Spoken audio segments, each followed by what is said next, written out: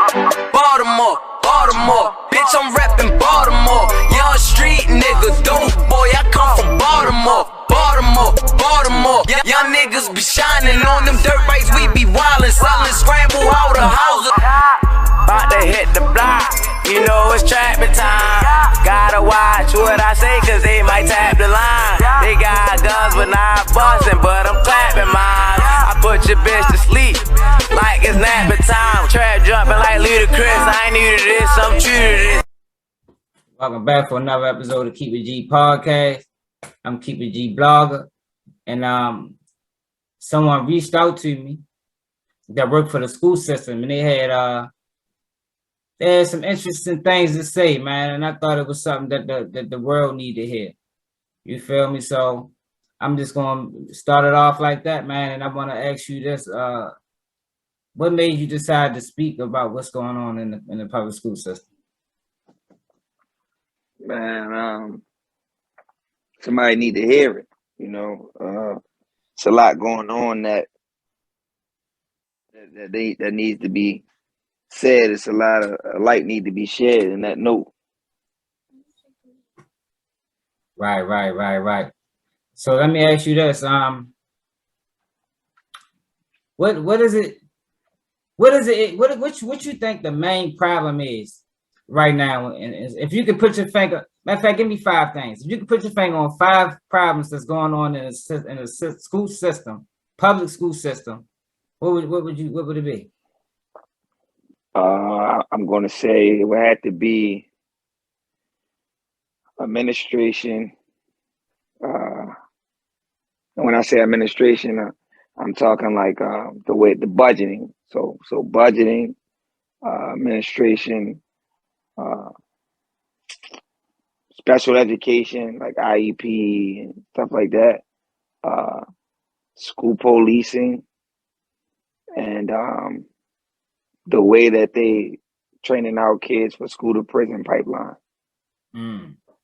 So let me ask you this about staffing. Do you think the city schools are well staffed, like as far as the overall aspect of it? No. Right now, a lot of the teachers are being absent inside of the schools. They felt like we came back too early from the situation that we had that the world went through. So a lot of them are absent. It's like a I know at least at the school I'm at, it's at least 14 teachers out every day, at least 14. So we're dealing with like 14 subs. And do the students? Because I know when I was in school, students didn't respect substitute teachers. So I'm pretty sure it's about the same. It might be worse. It's 10 times worse because not only do they not respect them, but they rather not go to class because they have a sub. So the answer is like, if you ask them, well, why you in the hallway? Because I got a sub. So like when we was in school, when you had a sub, you would just go in class and just be like, it's a sub. I don't care what you're saying. I'm just going to do what I do. Their answer to it is, I'm not going to class. There's no point. You don't have no work for me. You're not my regular teacher. I'm in the hallway. And that causes other problems. That causes fights, disturbances, so forth and so on. So when you're dealing with budgeting, right? Explain what you mean by that. So the school gets a certain amount of money every year to pay the staff, and then for any other extracurricular thing, whether it be school field trips, books, computers, you name it. And it's a lot of mishandling of budgets. It's a lot of misusage of money. Like the school store used to be pencils and notebooks and hoodies and like school spirit. Now in the school store is hot Cheetos, honey buns, snacks, cups of noodles, stuff that don't have. So where's that money going to? Right. You know what I mean? You rarely, again, a couple years ago in Baltimore City, the city schools heating system went up, and kids was like, in school, kids and teachers was in school with their coats and hats and gloves and stuff on. You remember that? Yeah. Well, how is that possible when most schools are getting over $1 million a year? Yeah, they probably getting well over $1 million. Because Definitely. I mean, if you got a school that has 1,400 students in it, then they're getting at least 60,000 a kid. damn. So what about so do they have any extracurricular activities? Like are there still like basketball teams and cheerleading thing? Like do they still have them type of programs for the kids? So it is those type of programs for the kids, but if it's not a citywide school or like a private school, it's not well funded. It's being the money is being misused. Like it's rinky dink. Yeah, real rinky dink. Real Wow. rinky dink. The money is being misused. Like the school I'm at, we have baseball, but we don't have a baseball field. How'd that work? So they renting a baseball field from somewhere else. So it's a lot. It's a lot. So let me ask you this, man. When it came back to kids going back to school from the layoff, right? Because around that time, parents wasn't allowed to physically go inside the school building. Correct. So I want to ask you how was the seating arrangements? Like how did they put that together? You had to be 6 feet apart and 6 feet away. So 6 feet in length and six feet in width. And then they had like shields around the desk. And then you had to have a mask on at all times. And when you say shields, what you mean by shields? Because I can't imagine being a student having to sit behind a shield in school. Yeah, so it was like a clear shield, and that's exactly what it was. It was a shield, but it was clear, so you could see through the shield.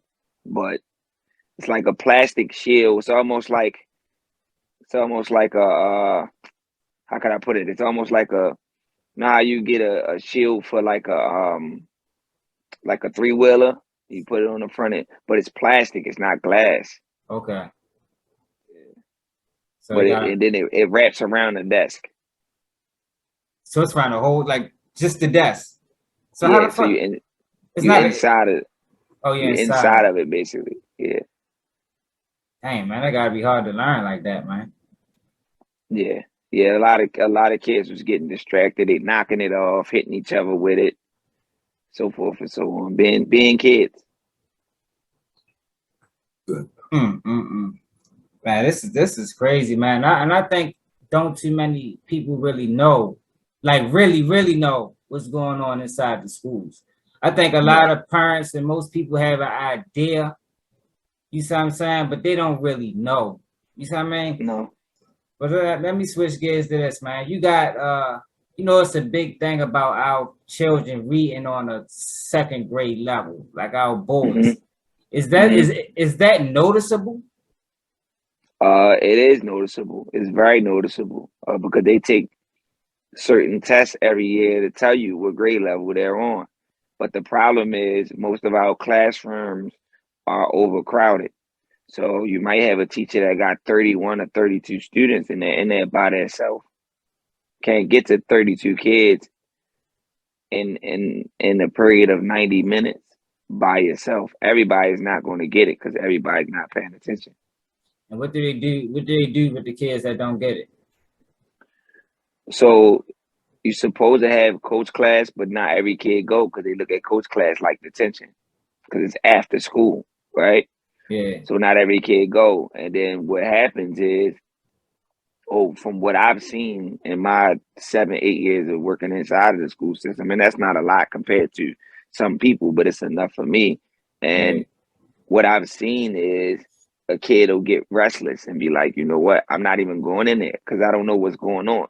So that's how you get kids that start ditching or just walking the halls or just not coming to school at all because they fall so far behind and they scared to ask for help because they think they're not going to get the help, or they just don't want to stay after school to get the help. So they just don't care. So let me ask you this: discipline, right? Mm-hmm. When kids are being insubordinate, let's say, you see what I'm saying? Mm-hmm. When they getting in these fights and having these altercations with the teachers. Matter of fact, hold up. The altercations with the teachers. Can you go into detail about that? Do our children still respect the teachers? On a scale from 100, from 1 to 100 in percentage, I'ma say 40%.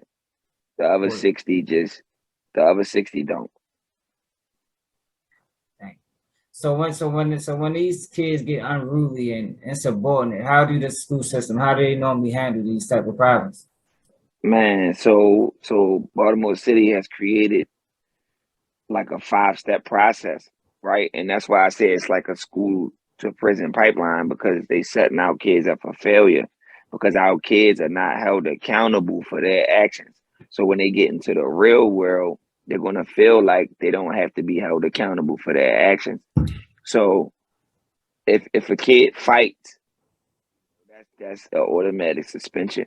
But depending on they go off of the level of the offense, and depending on the level of the offense will determine the consequence. So if it's a level 1, then it'll be a verbal or a slap on the wrist. Is not going to really be nothing. But the crazy part is a level 1 could be possession of drugs. But as long as you don't have the intent to sell, then it's not, a level 5. So what's the role the parents play in this, man? Are parents being supportive of the teachers and the staff in the school system? Again, on a scale, percentage of 100%, I'm gonna say 20% of the parents are active, coming to the school and trying to help. The other 80 only come when their child has told them that they've been wronged. So if their child did something wrong, but we in the era that you have cell phones, so the child will call the parent before the school can call the parent, and then the parent is coming up there ready to fight versus ready to figure out the issue. And I think that's a major problem. And It is. And I also think that my generation kind of started that, because we was the generation where when the teachers called our parents, that we got in trouble for it. So it kind of seemed like now it's some more reverse thing. Like we told ourselves that, oh, I'm gonna take the child side. You see what I'm saying? But that's not the right thing to do. Mm-hmm. And the reason why that's not the right thing to do is because a kid is going to be a kid, and a kid is going to always play the mom and dad game. And what I mean by mom and dad game is, if mommy told me I can't have the cookie, but daddy did, then I'm gonna still try to get the cookie. And then when I get confronted about the cookie, I'm gonna say that daddy told me I could have it, even though mommy told me I couldn't. Right? So the teacher would be mommy, and daddy would be the parent. So if you disrespected the teacher, and then you turn right around and go home and tell your parent what the teacher disrespected you. I'm gonna give you a scenario. Let's say the teacher asked the kid, "Can you turn your music down on your phone, because you're not supposed to have your phone anyway?" And then the kid say, "Fuck you, I ain't turning down shit." And the teacher say, "Okay, well then you can get out."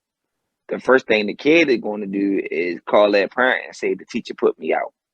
Versus, so before the teacher could call a parent and say, "I put your child out because they was on the phone and they didn't listen." Yeah. They just make it like the teacher just put them out just because.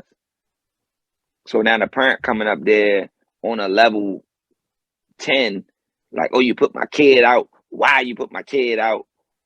The teacher will be like, "Well, can we talk about your kid absent, or can we talk about your kid's grades? Your kid been failing for the past 2 quarters. I don't care about none of that. Don't talk to my child that way. You don't get to talk to my child or treat my child that way. I'm calling Fox 45. I'm calling your Baltimore." So it seems like they more worried about Respect over discipline. They more worried about allowing their child to do what their child want. Correcting their child. Yes. Wow, man. So let me ask you this, man. You know, we touched on I.E.P'S, right? Yes. And for people that don't know what I.E.P'S is, that's the individualized. Let me pull it up. Individualized education plan. You see what I'm saying? But when we talk about this plan, do you think it is doing more help or harm to our children? Okay, so I'm going to say more harm, because of the effects that it has on the kid. But it's some kids that do need I.E.P'S. Don't get me wrong. It's some kids that do need them, and the kids that do need them and that uses them the proper way are not a problem. You know, they're using them to actually get help. But they're targeting kids who basically have behavior issues and just need a strong disciplinary or a strong role model or a strong leader. They're targeting them because it's money. It's all about the dollar, you know. So with an I.E.P. comes a counselor, a social worker, a therapist, an I.E.P. team, a plan, right? And that's individual. That's individual to each child. Yes. Okay. And if a kid that has an I.E.P. does something like bring a gun to school, yeah, he won't be suspended or put out fast. He'll get more chances, turns, and more help than the kid who doesn't have an I.E.P. Dang. Why the fuck? Why? I mean, understand they need extra help, but that saying kind of like contradictory. Yes, but the reason why I said it's bad is because if you have a young student, male or female, who's just like lashing out because they need attention, then give them attention. We don't have to give them an I.E.P. plan and put them on medication and say that there's something wrong with them when it's not. Yeah, because a lot of times I.E.P's come with medication. Absolutely, 90% of the time. Dang. And then I'm with you on that. I have a hard time believing 90% of our kids need medication. They don't, but that goes to the money thing again, and it goes to the school to prison pipeline. Because if a kid is hooked on medication, then when they get older, what do they turn to? Because you're no longer getting the same medication you was getting when you was older. I mean, when you were younger, right? Yeah. So then you're going to turn to drugs to cope, because that's the first thing that they told you needed was drugs to cope. I need something to calm me down. So it go from Ritalin or whatever else to marijuana to that's not strong enough to this to that to that. It just opens up other doors. It's like they put them on a path to addiction at an early age. A path to addiction and a path to destruction because they're not being held accountable. Damn, I witnessed a student come to school with like 2 or 3 ounces of weed. He had the weed. He had one of the ounces of weed bagged up, so he was ready to sell it. And when they had him in the room, he said, "Where's my I.E.P. team? Mm-hmm. Y'all can't do none of this without my I.E.P. team being here." So he used his I.E.P. team as a lawyer. Wow. So that lets you know he's not dumb. That lets you know he's not he knows right from wrong, because he's using his I.E.P. team as a legal team. Right. He knows legally you can't do nothing to him without them being in the room. So he don't have that type of problem. He just got a problem with respect. That's it. That's it. So it's been a lot. And before you go on, that student still goes to the school. Dang. And like I agree with you on that, because after you have a situation like that, and then you go through whatever type of plan that they got available for the child, and nothing happens, then I mean, if I was a child, I would feel like, well, shit, if I can get away with this, shit, I might can do this. You see what I'm saying? It's like Absolutely. I'm gonna see how far I can take it. Absolutely. And that's probably a lot of that going on, and that's probably what's driving a lot of the problems that's going on in our schools. Yes, it's what's driving the teachers to not want to come to work. It's what's driving a lot of the staff to be like, I watched the lady get hired in the same day she left, less than 4 hours. Yo, so what the fuck can be done about this, man? Because basically what you're saying is that the teachers are they see everybody sees the problem. The teachers are basically burnt out. And then if you get new teachers, they don't really know what's going on. So then new teachers don't really know how to conduct and hold a class as well as a veteran, right? I mean, you have to learn, but when you come into a school that's already kind of unruly with students, you need teachers that's veterans. But the veterans are burnt out because they have put in so much time and effort, and they're not getting the support that they need, because Baltimore City handbook is basically allowing the students to do any and anything they want. Girls or the boys, man? Who's causing a problem, man? Or is it a combination of both? It's a combination of both. The girls are doing a lot of fighting, and the boys are doing a lot of enticing and drug dealing and gun carrying and robbing and extorting. And yo, it gotta be hard to learn in that type of environment, yo. So what is the school police doing? School police is, man, they're no help. They're not making arrests. I don't want to see a kid get locked up, right? But they're not even detaining kids. Like if a kid is trespassing, I know when I was younger and I was in school, if you trespassed, they put the cuffs on you, put you in that room, and tell you either your parents coming to get you or we taking you downtown. They don't even do that no more. They don't even do that no more. I have yet to see a school police officer whip their cuffs out and detain it, and at the least detain a kid. So what the fuck are they there for? It seems like they're only there for their presence, or if like somebody, I guess if somebody came up there like and tried to shoot the school up or something, I don't know, because they really, really don't do anything. I mean, I haven't seen the school police that work at my school in the past week. He just took off. That's what it seems like. So I haven't seen them. So you got I.E.P'S. Now let's talk about this No Child Left Behind that. Okay. Because yo, this shit is getting crazy. It's starting to seem like it's like they putting these plans in place that they're saying that is there to help. Yes, in Baltimore City right now, if your kid has a D, they're passing. D is passing. A D is a 60. I've seen situations where a child have failed and they have passed them anyway. Yes. So no child left behind comes from, let's say, me and you in the 7th grade, right? You're 13 and I'm 12. Yeah. Because you're 13, that means you're supposed to be in the 8th. So you can't fail again, because if you fail again, you're 2 years behind.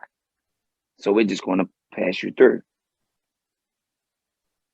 Oh, so how is that helping? How is it setting the kids up for success? It's not, because that's how we get kids that's on the 2nd grade reading level by the time they get to the 11th grade. Got you. Okay.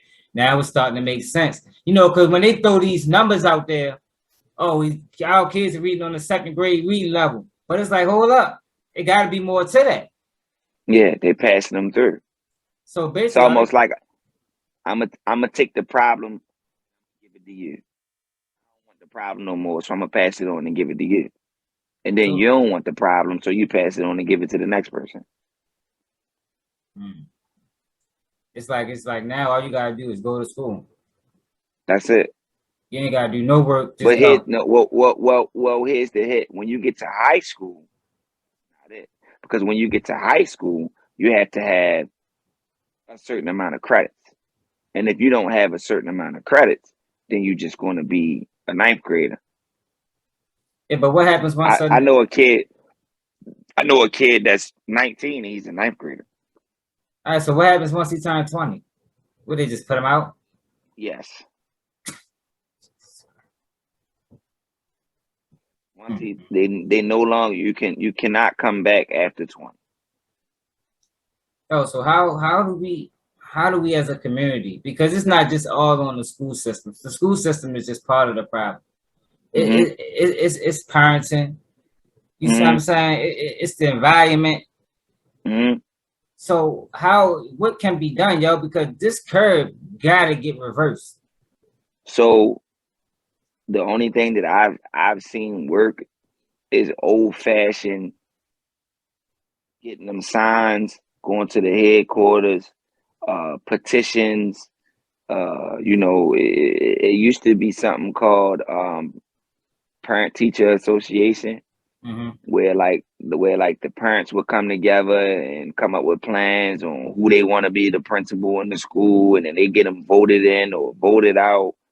None of that stuff goes on anymore. So we have to come together as a community and as a people, white, black, purple, whatever, because it's all different types of races that's in these Baltimore City schools. It's not just black kids or white kids, right? So whoever's in the community, and you know that your kid, my kid, your kid, and Joe down the block and Bill up the street and Ashley around the corner, all our kids go to the same school, then we need to come together and try to get the other parents and come together and sign petitions. We need to march. We need to make all types of. Be all hands on deck, basically. Yeah, you have to show them that, we as a people have the power.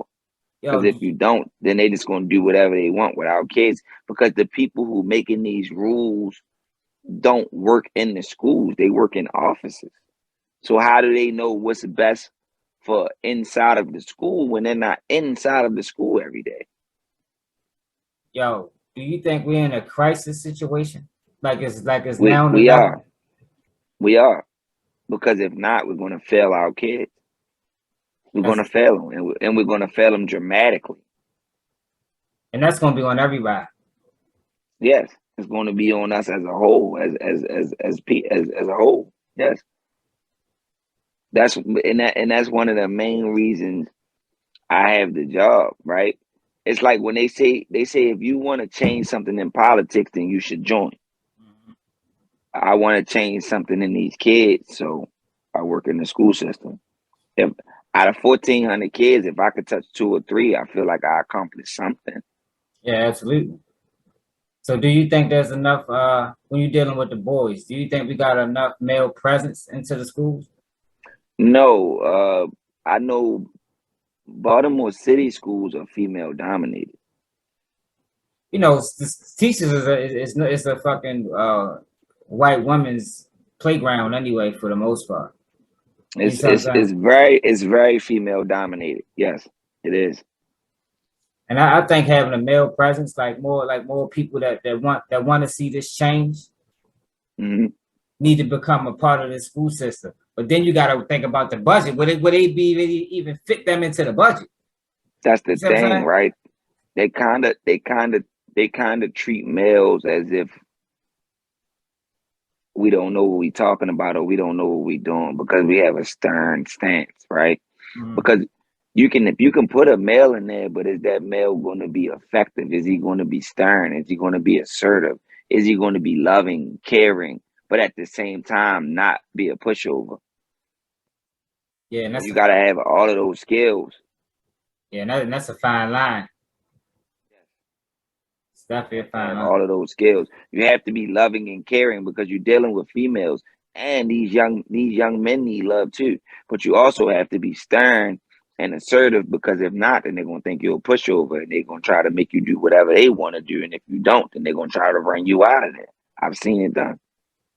School to prison pipeline, man.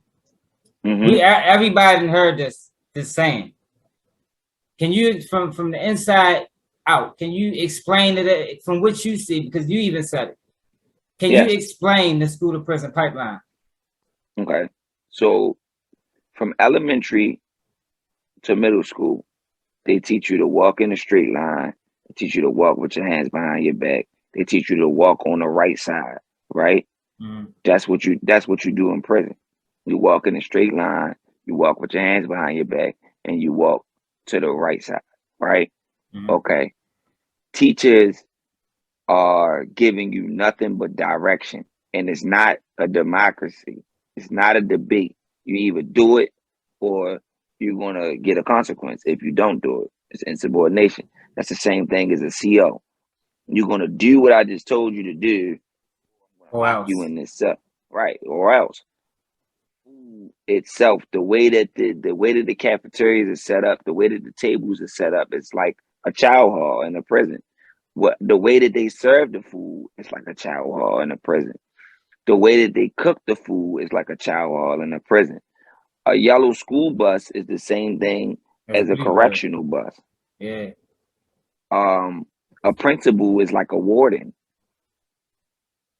Damn. Principal is like a warden.